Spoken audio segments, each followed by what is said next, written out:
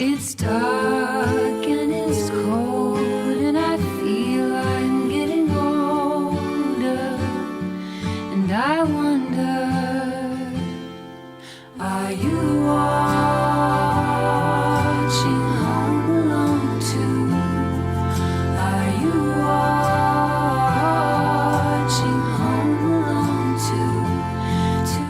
2? And welcome back to Next Scene Pod, the podcast taking on the Sticky Bandits one scene at a time. I'm your host, Sean. Unfortunately, once again, my co-host, Brian, could not join us, but we soldier on. And in his place, we have two very, very special guests. You know them, you love them from the wonderful Bat Minute podcast. It's Niall and Jon. Hey! Hello, thank you for having us. I'm excited. I love this. I was going to say I love this franchise. That's a bit of a lie. So like, I like the first two entries of these 7 movie franchises. Yeah. One of them's great. One of them's okay. You know. And the mystery rest. is which one is which. That is the It mystery. really hit its height with Home Alone 3, and it just never got to that peak again. Well, I might disagree. I'm a particular fan of Home Alone 5. I didn't even know there was a 5. I thought there was 4 and then the new one. 5's the one with friggin' Malcolm McDowell, as I recall. Yeah. It's like, What? what, Malcolm? There's no way you need the money. Like, there's just no way. Why are you in this? Maybe he was bored that weekend. Yeah. Maybe he liked the script. Yeah. Maybe he just, I've always Well, 'cause- wanted to be hit in the face with a paint can. Yeah, because Home Alone is actually Home Alone: The Holiday Heist is what they call it, but it's the 5th in the series. The boy left home alone thinks there's a ghost. He thinks the house is haunted, but it's modern enough. This was 2012, so it's like a smart house where everything's wired and you can kind of talk to the house. So there's that extra twist to it as well. I see it. It's on our Disney Plus as well. Okay. Is there any because the fact they got Malcolm McDowell in there, is there any jokes that do like a Clockwork Orange reference of like, oh, my friend's been injured in the middle of the road, you've got to come out to help him? Oh, that would be gold. It's like, people on set would be like, oh, we have to. Can we get away with that? Like, we didn't. The script might have been written with him in mind, but once it's there, it's like, we can't not make the joke. It's freaking Malcolm McDowell. How often do you get to work with the guy? Yeah, I didn't pick up on it. I didn't pick up on any jokes like that, but it's really a missed opportunity. It's also got Debbie Mazar and Ed Asner. There's like, some names that Batman people Forever recognize. is Debbie Mazar. Yeah. Oh my God. Yeah, Batman Forever. Yeah, everything's connected. Things got spicy in Home Alone 5, I guess. Yeah. I know what I'm watching this Christmas season. I am watching this terrible Home Alone holiday heist. Yeah, It's nearly a decade old. I haven't even heard of it. Yeah, it's practically a classic at this point. Isn't the 4th one then called Taking Back the House? Or is that... Yes. So Yeah. it's every time I see it, I'm just imagining it's like, oh yeah, Talking Heads did the spin-off theme tune. Like 365 degrees. It's all like footage of like the burglars get their faces burnt and stuff. 365 degrees. That works for me. Taking back the house. But we're here to talk about a much better movie. Yeah, well, yes, yeah. So we are here, not here to talk about Home Alone's 3, 4, or 5, or 6, or any of the other Home Alone spin-offs. We're here to talk about Home Alone 2, and we're at the finale, Part 8. We run from roughly 1 hour, 42 and a half minutes to the 2-hour mark, to the end of the film. And then, as promised, if time allows, we'll kind of, with our wrap-up and overall impressions of this Home Alone 2 film, we'll also talk a little bit about Home Sweet Home Alone, the 2021 remake, reboot / sequel sort of extension of the latest entry about it. We have of to. the franchise. Yes, we have to, and we will. But first, we must we got to close out the Home Alone 2, the final part where we left off in Part 7. Harry and Marv had caught up with Kevin, had captured him, and were dragging him into the park, which just happened to be where he wanted to go anyway. Yeah, And, this was a thing I had like like, because so many things about it, the first Home Alone's, it's tight as a drum in so many ways. There's so many good setups and payoffs, and this one's all a bit like kind of hokey in that, like this is like, oh yeah, so he's in this giant hotel suite, and then he goes down to this. It's his aunt's house that's like derelict. Yeah, It's getting done up. Incredibly derelict, though. Like they said they were doing renovations. That think thing that was has been gutted. this is like a rebuild. This is not renovation. Yeah, for so many years, I had just assumed, because I was kind of misremembering the movie. It's like, oh, I think he just goes to like an abandoned derelict Same. street or something. Yeah, Mhm. because, Yeah. but yeah, it's just weird then because it's like, how big is Central Park? Like that he not only does he have to go, they have to take him all the way there into where the exact spot Mhm. of where Pigeon Lady's gonna be. It's just like, this is a bit like, this isn't the creepy neighbor next door. It makes sense that he might bump into him. This is more like, this is like needle on as they say later in this very clip, needle on a haystack kind of stuff. Needle on a haystack. These people would cross paths. Well, again, the same thing could be said of the entire concept of Harry and Marv randomly bumping into Kevin McCallister again in New York. You can vaguely believe that. That's like one coincidence that you're like, okay, yeah, that might happen. Weirder things have happened. Yeah. But yeah, maybe this is a step too far. But that's the movie in general, isn't it? It's you can see what they've done. They've gone, well, we need the creepy neighbor again. How do we do that? Creepy bird woman. There you go. Creepy bird woman. Yeah, but I guess well, I suppose I don't know if they actually explicitly say that she's homeless or houseless, but she's always in this section of the park. So this was when Kevin first arrives and he's first wandering through the city. He passes through, and the hotel is like right across the street from the park. So it kind of makes sense that they end up here. Although at this point, they're not coming from the hotel; they're coming from the townhouse. Yeah. But wasn't that quite a bit further away? Yeah. So that is quite a bit further away. So how they just happen to end up, and I assume this is supposed to be that same section of the park where we see the bird woman earlier in the film, which again, but that's close to the hotel. That's not close to the townhouse. Well, maybe it's the other side of the park, because I imagine that I've never been to New York. I imagine this is a big park. Here in Liverpool, we've got Sefton Park, and that's probably like a quarter of Central Park, and that's huge. So I think maybe the house is on the other side of the park, and they've just happened to bump into the bird woman. She's just, she just wanders around feeding birds, and it's a coincidence. Yeah. I thought it was very, like, I know by reputation that New York's supposed to be like a crazy place. Oh, especially back then. Yeah. Pre-clean up New York. But like, surely people seeing these two guys covered on all this crap, looking deathly injured, angrily dragging a kid through the park, someone might be like, should I intervene here? Like, this doesn't look right. Like, just better not get involved. Well, maybe it was back. That could have been like if this was Martin Scorsese's Home Alone. Yeah. There would be no one would intervene except maybe one lone taxi driver or something. Sadly, this happens though in real life. These days people don't intervene. They film it on their phone because they think that's a good thing as well. Like, oh, I've got proof. And okay, maybe one person doing that is, but you get everybody doing it and nobody helping. yeah, please help me. Put the camera, put the phone down and help. Because one person get the proof, please. Everyone else aid. Yeah. I mean, it makes sense that late at night there wouldn't be anyone in the park, but we can see people on the street, and this calls back to earlier outside the toy store when sort of they first run into each other. They kind of, Harry and Marv approach Kevin, and he screams and yells, runs away, and they chase him into the park, and everyone's just like, all right. This. Yeah. I do love how Crazy. utterly messed up they look at this point in the movie, though, because this movie is not that the first one is very serious, but this one's more cartoony, I would say. Yeah. It takes it like another step, doesn't it?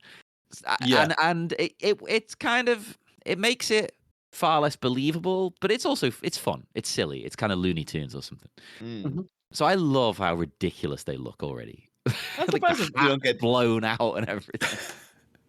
I'm surprised you don't get as many like cosplays of people showing up at convention stuff as Harry and Marv. Because Well, there you could be a go. fun one Liverpool to go Comic on. Con. We'll do it. We won't do a Batman thing. We'll do this. Yeah. It could be Well, that if you have to cover yourself in oil and stuff, it's like, it's not pleasant. Like, Hey. What I would say, if you were going to do it, like this film has better looks than the first one, because they brought in the paints and the oils and all the other stuff from the construction site, whereas the first one it was so I guess Harry gets his head burned, but then they had to do like the outline of the iron that hit Marv in the face and things like that. There weren't. You have to have like no shoes as well. That's the only thing. Be walking around all day bare feet. Yeah, So, bare feet. not worth it really.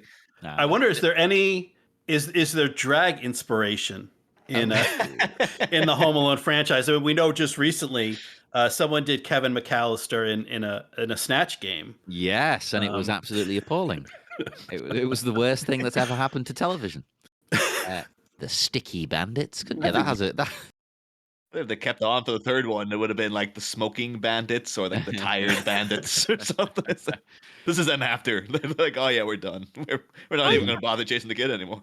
I'm pretty sure over here it was a PG, right? Oh yeah.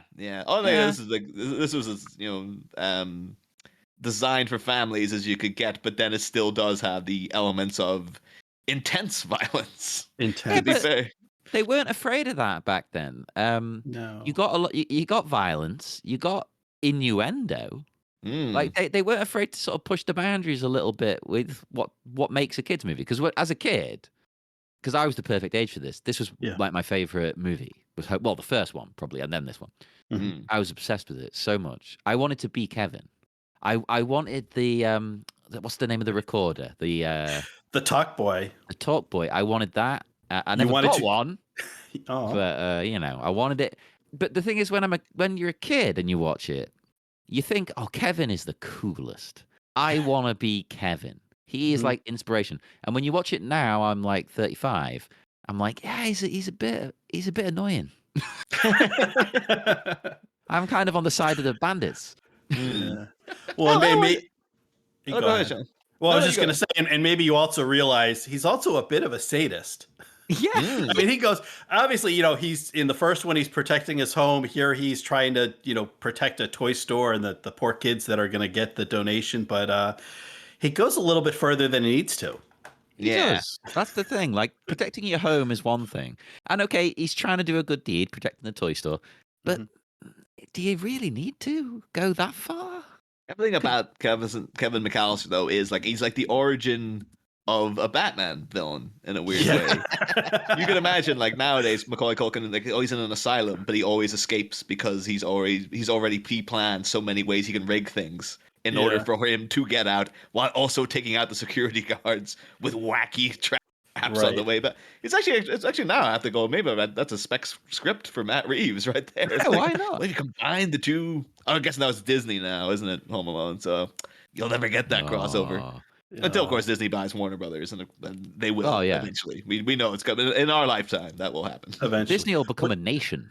They'll buy I just wait for the scene where like the guards go to check up on his cell in Arkham, and he's got the VCR of angels with filthiest souls like queued up with the dialogue to respond to the retelling. Yeah, a retelling of the Wayne murders, and that was the movie they went to see. Oh my god! What would the third one be? Oh, we've got. Well, sorry, I have to jump in and say we've got the pearls falling. There you go. That's how he takes out Batman too. It's like he lays out a pearl booby trap. And Batman, no! Like when he sees him, it gets to him so much. Maybe Kevin. And it's just by sheer coincidence. Like, I didn't even know that Batman had a fear of pearls, but apparently he does. Maybe Kevin kills the parents by mistake when he grabs the pearls and throws he throws them on the ground. It causes Bruce's parents to slip and break their neck. I got like the retelling of the Wayne murders, but it's them going through the Home Alone traps. So it's like these epic flashbacks of like an iron flying into Thomas Wayne's face. It was all an accident as well, a misunderstanding. Well, much like the new Home Alone, which we'll get to. No, of course. Oh, okay. Yeah, so let's move along. So then, so it seems like the end of the line for our plucky little hero here is he's captured by Harry and Marv, and then suddenly birds appear. Yeah. Oh, Why I was do into birds this. suddenly appear every time this lady is near? Oh, put that on the doorbell. That's great. Yeah. I really like this because at the moment I'm playing a video game called Yakuza Like a Dragon, and one of Mhm. your party members in that game is a homeless guy called Nanba. And one of Namba's skills is to attack the enemy. He throws birdseed at them, and all the pigeons he's friends with from the park come and do this exactly go. like in the You'd be movie. surprised that we just swiped it from Home Alone too. Probably, yeah. When I saw this though, I was like, oh, I think I realized why Sean's got us on for these particular minutes. So this again is a very Batman tactic as well. The end of Batman Returns. How does he take out the Penguin? Mhm. A bunch of bats fly out of the friggin' ski boat thing he has, swarm him, and the Penguin falls into like a toxic waste or whatever down in the sewer. And this is the same. Like it happens in Batman Year One. It's like, all right, I need to get out. It happens in Batman Begins. I need to get out of here. Swarm of bats comes in. So I was wondering if this was Sean's thinking of like, well, this is what Batman would do, right? It's Like a bit Batman. Yes. Yeah. Although if it was a that's Batman, exactly. if it was a Batman movie though, Kevin would put these fireworks down someone's pants. It is kind of a. I'm surprised he essentially kind of wastes the fireworks without. He doesn't use it to injure them in any way. You think he'd try to get the two birds with one stone, but that. Two birds with one stone, eh? Eh, There's more than two birds. Pun retroactively intended. There you go. But when they pull the gun on Kevin as well, I had a question, right? I know nothing about guns. Come on, I'm English. Would the oil stop it firing? Because he can't fire it because it's all goopy. Is that right? Or Right. Is it because it's jamming up the gears? Oh, because you see him trying to flick it with like. It's like he can't get the hammer. I wasn't too sure if it was just the gun was so slick that he couldn't pull the hammer back. Maybe. I don't know how you fire a gun, really. Yeah, it could be. It makes sense that it would gum up the works as well because it is like thick, viscous fluid, like inside the mechanism as well. So it is so. They must have had a great day, and the Foley team getting that sound. Like, Oh yeah. Like, oh yeah, nothing more satisfying than making a squelch sound when you're a sound effects guy. I can imagine. Yeah, I was kind of confused myself because my first impression was that it's too slippery, that he can't get really a hold to pull the trigger or anything, that it's slippery. But then when the pigeon lady throws the seed and then it sticks to them, so then it's sticky. So is it like how can it be slippery and sticky at the same time? Is that? I suppose it could, yeah. Sticky stuff can be slippery as well, I think. Yeah. Well, I don't want to be too obscene in this episode again, but you know, personal lubricants, they kind of cling to you, but they're slippy. Okay. Yeah. Nothing further to add. You know, it's got to do a dual job there. So I'm gonna have to put a tag on this episode. You could edit that out. It's fine. Here's a question for you, Sean, because you've gone through these movies now in detail. Does Kevin McCallister ever speak to the bandits like in a not shouting to them from afar? Because every time my only memories of him is all the like, you know, you had enough or you're thirsty for more. But that's said to them like, well, they're down and out, and he's way at a distance. Right. But like every time they have him, he never says anything to them. He's always just like gaping. Oh, I get that, but it's just like you think there would be like some kind of lines of dialogue, a little bit of banter. It's almost as if like his relationship with them is purely. Oh, this is gonna sound bad. It's like a physical relationship in that they're always just sort of beating the crap. Well, not beating the crap out of each other. He's always beating the crap out of them. But they never like interact. And even when he was talking to them, like in the first one, through like he was doing it via like angels with dirty faces and stuff. Right. Like it just struck me in this viewing. It's like, yeah, he never actually has words to say to them, except like when he's shouting at them and they can't really say anything back to him.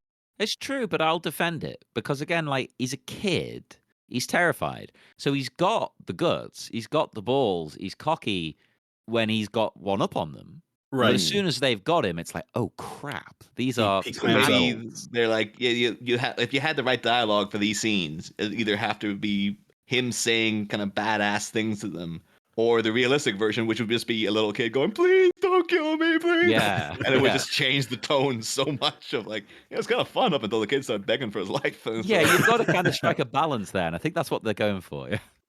Yeah, I wonder. Yeah, we'll give them credit, the filmmakers, and say they specifically chose, because I think you're right that he taunts them from atop the stairs or behind a door to egg them on. Oh, you ready for more?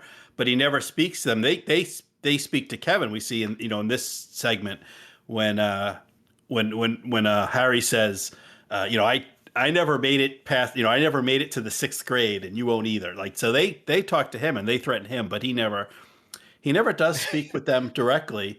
I mean, he psychs them out in years to come, constantly phoning them in prison, and then not speaking to them down the line. Like, I know it's you, Just Kevin. breathing. I know it's you, you little brat.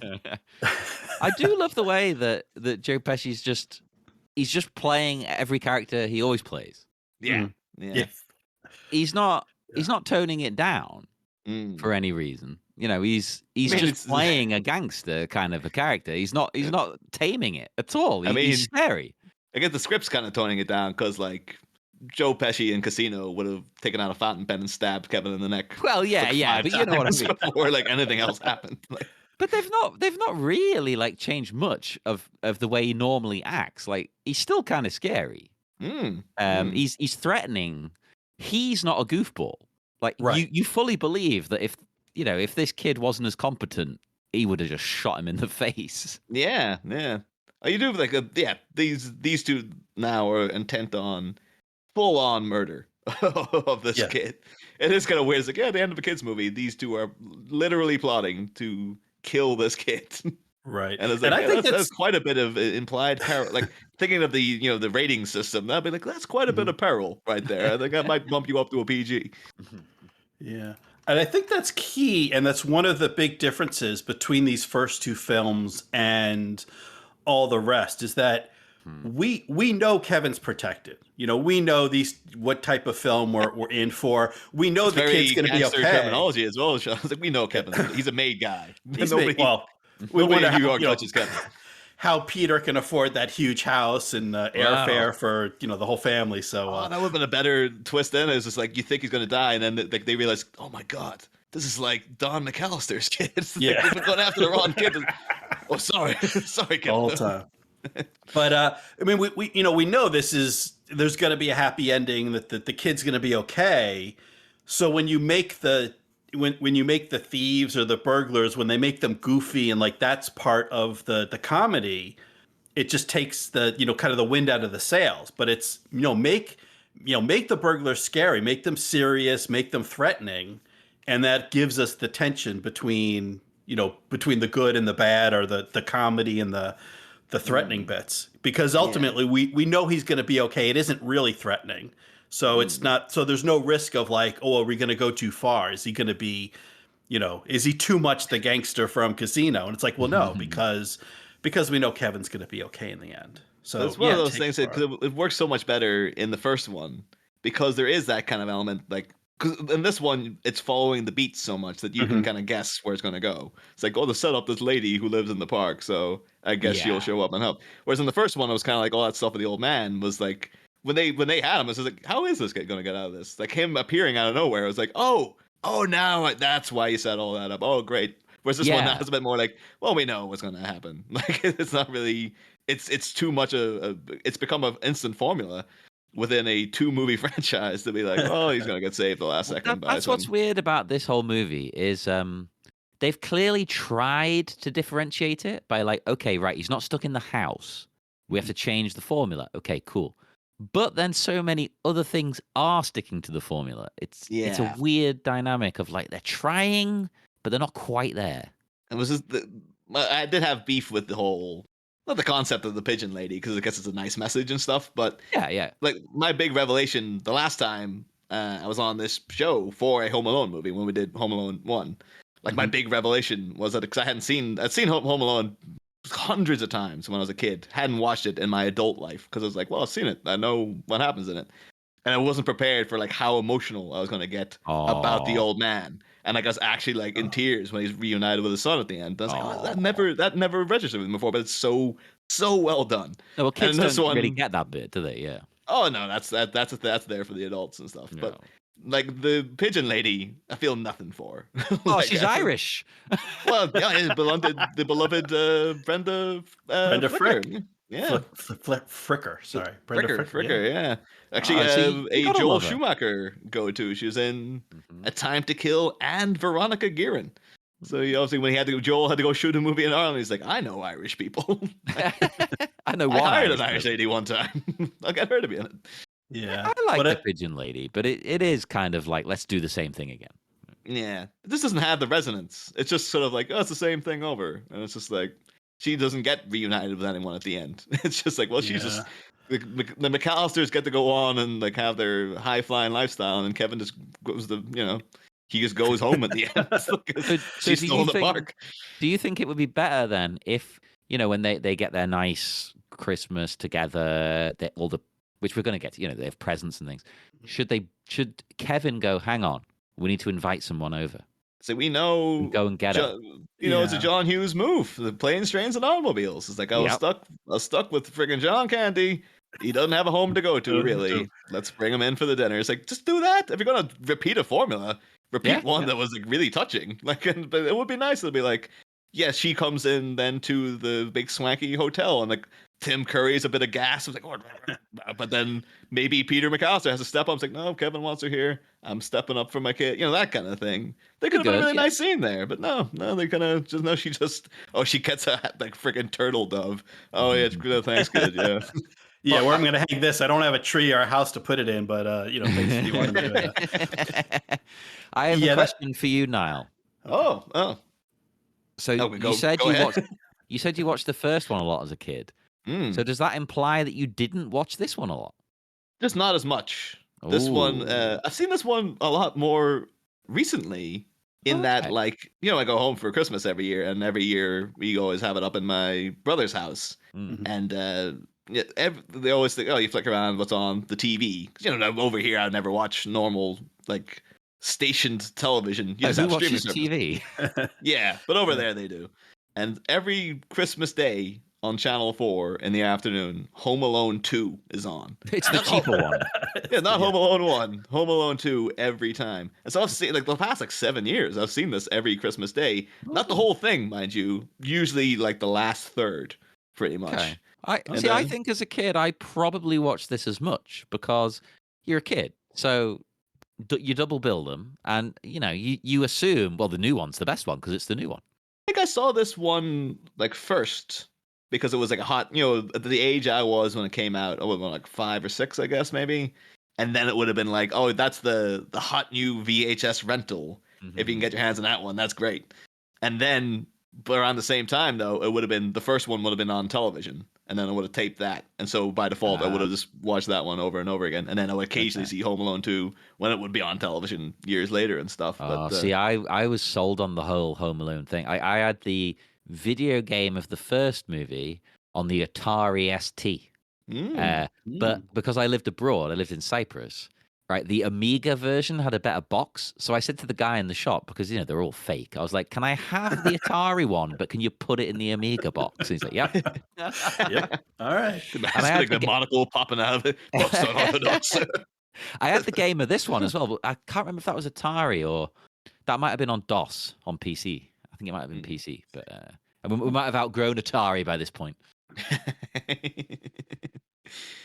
So Niall, did I hear you correctly that you saw Home Alone 2 first? I'm fairly certain I saw And this then- one. I think it's just by my age. Mm-hmm. That Yeah. happened a couple of times. Like I definitely would have seen like a bunch of the Police Academy sequels before I saw Police Academy, because they were the new ones. I'm certain Right. I saw Ghostbusters 2 many times before I saw Ghostbusters Yeah. 1. Oh, And whoa. it was just by the time of like, I was a kid and I was just getting to that age where you can watch this thing, but this is the new one that's like out in like the video stores are pumping this in. So you can get that one, and then the older one would have been as popular. And it would have only been like years later, things would have like reset themselves. Whereas like, I've seen Ghostbusters 1 more times now because like just, the way these things work out. Better. So at the time, do you remember, like, was your first impression like, oh, this, this Home Alone 2, this is genius, and then you see 1 and you're like, oh, then 2 is just a a complete rip off.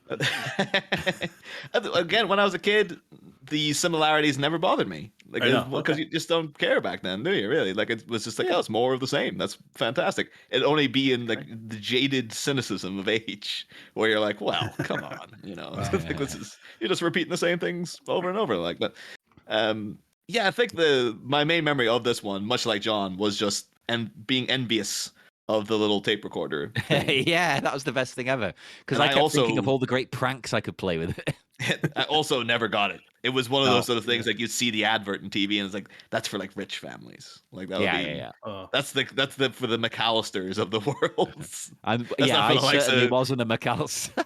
And I wasn't even like from a poor family. It was just more like I'm not McCallister rich though. You're not McCallister rich. You weren't connected. You weren't protected. In other words. No. They clearly are. I mean, in the first movie alone, their house, okay, insane. But then this one, yet again, they're going on a crazy holiday.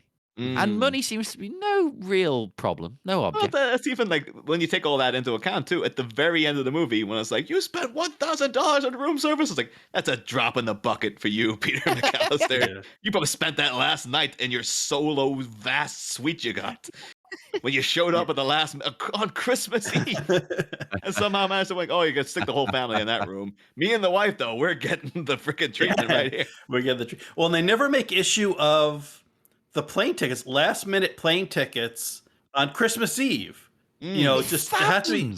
I mean, the issue in the first one is that the flights are sold out, and then there's weather where the airport in Chicago is closed. But it's never an issue of on zero notice, I'm gonna buy a one-way ticket from Paris to Chicago. Just and no consideration. Which I guess if you're really concerned about the child, then maybe money isn't an object. But they never even stop to think like, all right, do we have to, okay, we'll just cancel the cable or you'll have to lower the heat for a month or something. Yeah. Even one line about like how it's going to set them back. Anything, something would make you relate to them a bit more. This is why, not to leak into Home Sweet Home Alone talk, because I'll say that for the end, but I do think they considered all this stuff in the way they figured out the plot line of that movie. There was very clearly like, we can't just repeat the first one, because that wouldn't track with audiences nowadays. People wouldn't be as accepting of just like, oh, your heroes are vastly privileged, like wealthy people and stuff like that. For some reason, I just don't think it will track with people as well today. But we'll get to that when we get to it. Yeah. Yes. So they've been attacked by the birds. Yeah. So speaking about cynicism, I think the one thing or the thing that has aged most poorly or least well is this relationship between Kevin and the pigeon lady. There's a in a draft of the script, there was a scene where they have one of the police officers that come to arrest Harry and Marv, like recognize the pigeon lady.